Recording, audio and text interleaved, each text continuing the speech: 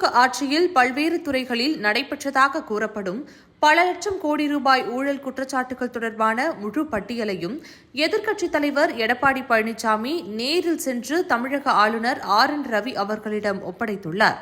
2021 திமுக ஆட்சி பொறுப்பேற்ற பிறகு ஊழல் இல்லா ஆட்சி என்று சொல்லப்பட்ட நிலையில் இன்று எதிர்க்கட்சித் தலைவரும் அதிமுகவின் ஒருங்கிணைப்பாளருமான எடப்பாடி பழனிசாமி வெளியிட்டிருக்கும் பட்டியல் தமிழக அரசியலையே உலுக்கி வருகிறது.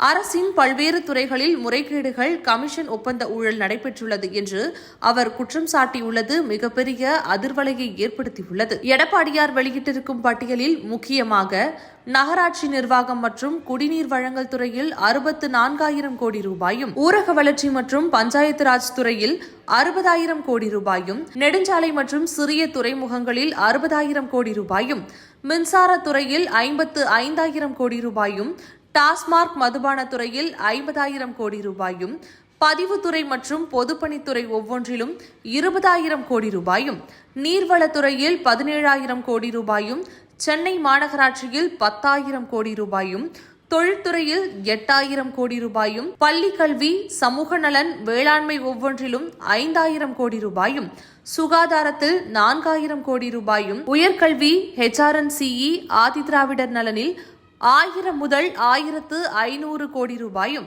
சுற்றுலா, இளைஞர் நலன், விளையாட்டு, வனம் போன்ற துறையில் 250 முதல் 750 கோடி ரூபாய் வரை ஊழல் செய்யப்பட்டுள்ளதாக சொல்லப்படுகிறது.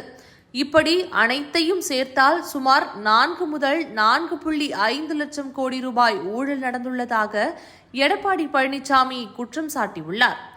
இந்த விவகாரம் தொடர்பாக ஆதார ஆவணங்களுடன் கூடிய முழு பட்டியலை ஆளுநர் ரவி அவர்களிடம் எடப்பாடி பழனிசாமி நேரில் சென்று வழங்கியதோடு ஓய்வு பெற்ற உச்சநீதிமன்ற நீதிபதி தலைமையில் சுயாதீன விசாரணை ஆணையம் அமைக்க வேண்டும் என்று கோரிக்கை வைத்துள்ளார். இந்த குற்றச்சாட்டுகளுக்கு திமுக அரசு என்ன பதில் சொல்லப் போகிறது?